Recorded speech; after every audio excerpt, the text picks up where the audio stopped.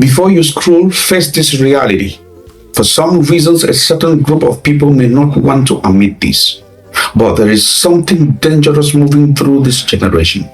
A soft kind of poison, a sweet-talking confusion that sounds like wisdom until you listen closely. There is this idea spreading fast online, a wave pushed by a group of women who believe they have found a new truth. To them, men are the enemy, marriage is oppression, childbirth is a setback, and that companionship is just another form of control. And scary enough, so many young ladies are falling for it. They call it brilliance, revolutionary, and that it is the future.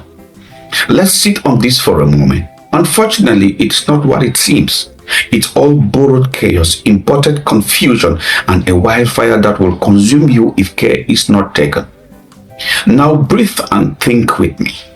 Marriage is not a battlefield, and it was never meant to be one. It's companionship, partnership, where two people are building something bigger than themselves. Childbirth is creation. It is legacy. It is the continuation of life. But someone somewhere thinks it is brilliant to say women shouldn't marry. They should not have children.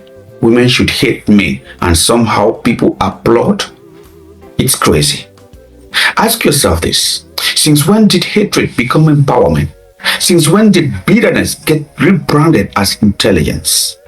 This mindset is dangerous, not only because it is loud, but because it's misleading the daughters of Africa. And here is the irony. So many of those young ladies shouting today that I don't need a man, I don't want children, I am enough for myself. They are forgetting one thing very important. Age is an arrow that does not travel backward.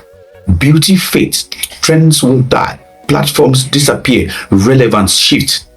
Today they feel unstoppable, but give it 20 years, give it pain, give it silence, give it loneliness, and watch how ideology collapses when reality enters the room. What's even worse is that this brand of feminism isn't empowering the female child, it's creating injustice for the male child. It teaches girls to hate, but teaches boys to endure. It builds walls instead of families. It creates division instead of balance. And intelligence, real intelligence is in your ability to strike a balance within the reality of your culture, your identity, your society. But these overzealous voices, they are copying and pasting Western struggles they don't even understand.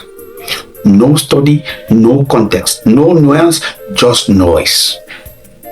In fact, they forget Africa is respected globally for one thing we still have intact. That's our family structure.